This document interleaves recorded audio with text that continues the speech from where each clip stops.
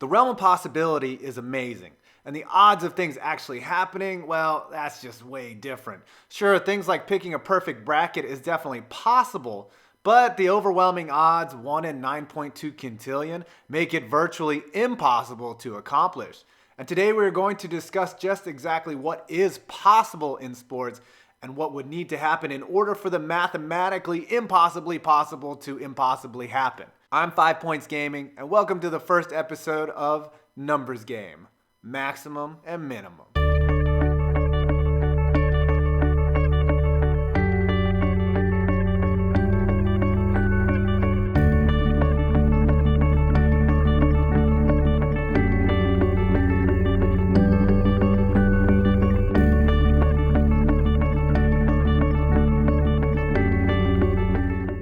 Baseball is an interesting game. It's untimed, you're never out of it, and it's the only sport where the defense has the ball. When you look at how the game is constructed, it's easy to determine the maximum score, which in baseball is unfortunately infinite.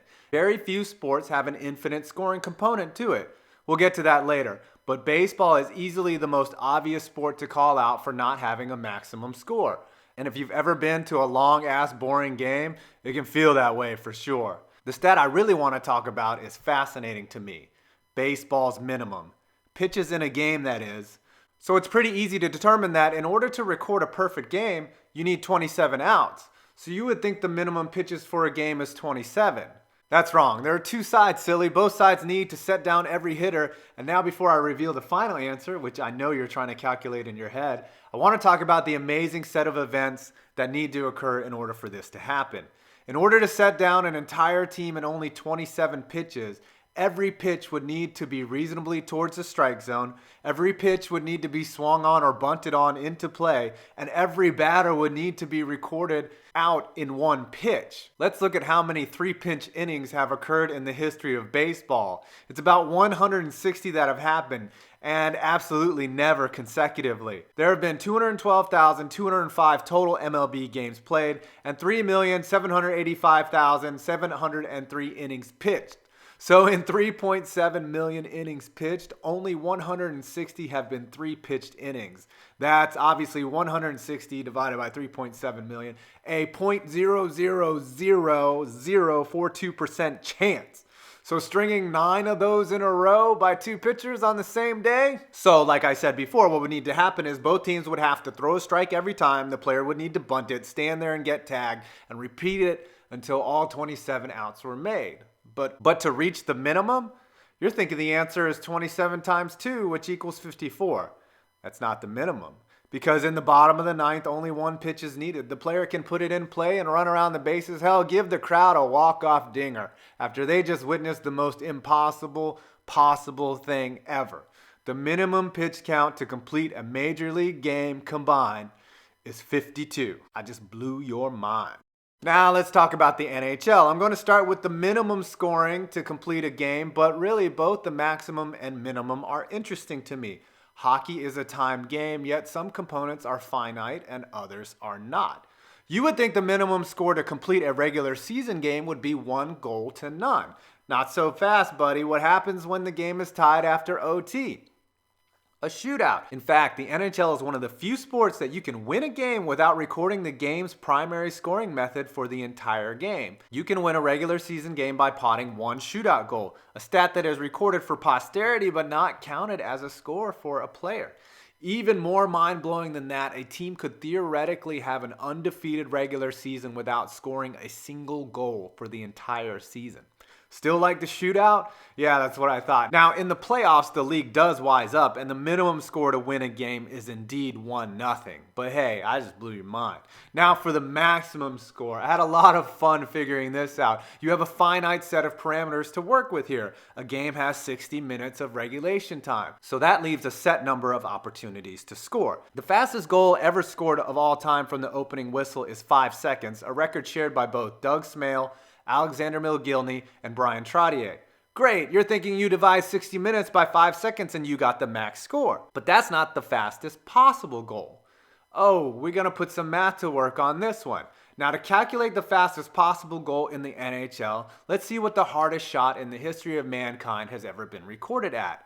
Huge Slovakian Zdeno Chara has that record at 108.8 freaking miles an hour. Now, how many feet per second is that? That is 159.57 blistering feet per second. And how far is the red line to the net? The center red line to the goal is 89 feet. Now let's put math to work. 89 divided by 159.57 is 0.55, which is the amount of time it would take for Chara to slap in a shot from center ice into the goal. So the game has 60 minutes, each composed of 60 seconds, giving us 3,600 seconds. How many .55s fit into that? 6,545. That's the maximum score possible for an NHL game. The most goals scored ever in a sanctioned game is 92 when the South Koreans beat the Thais. I have a whole video about that, but dang! 6,545 goals in one game. This impossibly possible record gets a damn, son. On to football. Unfortunately for this one, I have to make an assumption on the maximum score because the one time the incident that allowed this scenario to happen, no time expired on the clock. I will explain shortly. So when you look at the game of football, in order to score a touchdown, which is the maximum score at a single time you can accomplish, you need to put the ball in the end zone, and the field is 100 yards long. Okay, so how long does it take to run down the field? I mean, Usain Bolt could do it in about 9 seconds, since 100 yards is actually less than 100 meters. All right, divide 60 minutes by 9 seconds. But that's not the answer to this riddle. Touchdowns can be scored on kickoffs. In fact, the kicking team can score a touchdown on the kickoff. And last year in football, this actually happened. Unfortunately for the Raiders, it'll be Matt McGloin as their quarterback. That one bounces, and no one on the Bills goes to get it. Now Gillislee tracks it down in the end zone. You can't let it go. That's a touchdown. Yeah. What are the Bills doing? No wonder their fans throw dildos on the field. You see, when this happened, no time expired on the clock. That would make the scoring maximum in football infinite. I looked all over the rulebook to see if time actually ran on a recovered kick by the kicking team. It doesn't state anywhere that it does. Here's the passage. Article 4, catch or recovery of a free kick. The following applies to the catch or recovery of a free kick. The ball is dead if it is caught or recovered by a player of the kicking team. If the catch or recovery is legal, the ball belongs to the kicking team at the dead ball spot. Pretty inconclusive, right? But then I dug deeper and I found this. Section 3, Article 1, free kick down. The game clock operator shall start the game clock time in after a free kick when the ball is legally touched in the field of play.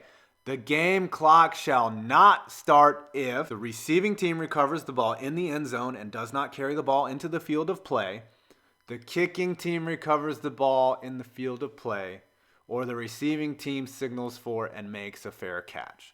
So the maximum score in football is infinite. Dang, I just taught myself a lesson. That's really disappointing because I had figured it out being about 25,000, but because no time expires, you can just continue to score off the kickoff. The minimum score to complete a game in the NFL is 2-0. There is no way to score only 1 point in the NFL, and in college you can only do it after a touchdown. So the minimum margin of victory in a shutout is always 2. Mind once again is blown. Now I want to pivot to NASCAR. Yes, NASCAR! You say, well, what are the maximum and minimums for a sport where cars drive in circles? One stat I did focus on is the minimal time that the Daytona 500 could be completed, barring any cautions, black flags, or wrecks. Also, I wonder if it's shorter or longer in time to drive 500 miles in a straight line or in a superspeedway circle, because physics tells me that things that travel in a circle tend to go faster. That one is going to test the limits of my math ability, by the way. We might have some healthy arguments on this, but I'm ready for the comments. So let's start minimum time to complete the Daytona 500. It's pretty easy. Average lap time times the number of laps needed for completion. Okay, to be fair to NASCAR, I'm going to give them the pole sitter's lap time, which is the fastest lap possible. It has the perfect conditions. Last year's pole, 48.638 seconds at 185.041 miles an hour. So we take that times the number of laps, which is 200, giving you a minimum time to completion of 2 hours, 42 minutes, which for 500 miles is fast as shit for the Daytona 500, which usually takes about 3.5 to 4 hours, pretty much an all-day thing. The closest we ever come to this mark is in 1998. Dale Earnhardt finished the complete 200-lap race in 2 hours, 53 minutes, and 42 seconds, only 11 minutes off the lowest time possible under today's rules. Remember, these cars can't go as fast as they used to. NASCAR has rules. Now let's go to the second part of my math quandary. Which is faster, 500 miles in a straight line or in a banked circle? And here's where research sort of answers my question. So in order to complete this, I would need to know what the top speed of a NASCAR is. Oh, you say 225 miles an hour. Oh, but I need to know what the top speed of a NASCAR is in a straight motherfucking line. Because without that piece of data, I'm going to have to make a broad assumption that, fuck yes, driving in a bank circle that redirects your mass and adds G's to your speed is way faster than driving in a straight line. But if we want to get technical, I mean, traveling 500 miles in a straight line is a much faster way to travel 5. So NASCAR's not a sport. Run, everybody, run! Quick side note. Golf has no maximum for how bad you can be, but the minimum score to win a PGA Tour event would be 18 times 4, which equals 72. The maximum under par you could score, and now this is the equation, 73, which is the highest par course on the tour, times 4, subtract 72, and the answer is you could be a minus 220 under par. And then after you did that, you can go bang porn stars and Perkins waitresses to your heart's content. Now, I'm going to wrap it up with basketball. Of course, the minimum score to win an NBA game or college game is 1-0, but the maximum possible score is where I want to concentrate. So there are two ways to go about this. Maximum score for 2 combined teams or maximum score for 1 team in a shutout. I'm going to go with maximum for 2 combined teams because that's just easier, damn it. So in order for this to happen, the opening tip needs to be caught and chucked down the court for 3 points. Then on each subsequent inbound, the inbounding team has to get the ball in immediately and chuck a 3. Now there are some variables involved here. For the first 10 minutes of a quarter in the NBA, the clock runs continuously, so out of bounds times is factored into expired time. For the last minutes of the first, second, and third period, the clock stops upon a basket being scored. For the end of regulation, it's 2 full minutes. So now here comes timing. If you watch Jay Crowder hurl the ball down the length of the court, it takes about 3.21 seconds for the ball to travel across the planks. This is not a legal play, of course. Someone has to touch it and shoot it, which could be from anywhere on the court. But let's add 0.3 seconds to that because our guys have quick releases. 3.5 seconds. So let's take a full second for the ref to hand the ball to the player and have our robot inbound. So now we have our length of time to score. 4.5 seconds per possession within the clock running period, which in total in the game is 43 minutes, giving us 2,580 seconds of continuous scoring. Divide that by 4.5 and multiply that by 3. 574 completed shots for 1,722 combined points.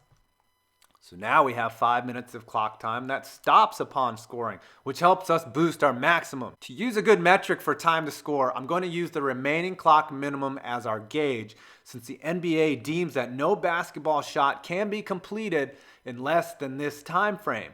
0.3 is the number the NBA and FIBA have deemed as the lowest amount of time to catch and shoot.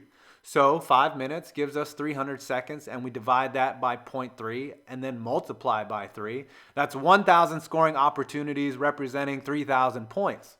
So in the last minutes of each period, you can score nearly twice the buckets than when in contiguous clock. Interesting. So the maximum combined score is 4,722. Oh wait, we forgot about fouls. And you say, what if they are fouled on every shot? Well, that's great, but eventually you'll run out of players. Not true. In fact, you can foul infinitely and just keep getting technicals after that. That kind of ruins everything I just did because now I would have to factor in all the clock stoppages, the extra points on shots, and nearly infinite number of technicals assessed. That's too much to do for today's hypothetical scenario. I mean, shit. I've got some guy hitting 72 consecutive holes in one in golf, which is possible yet impossible. I, for one, welcome our new robot overlords. And that's what this has been all about. The impossibly possible, like getting 100,000 subs on YouTube. I hope you learned something today. I'm 5 Points Gaming, and this is Numbers Game.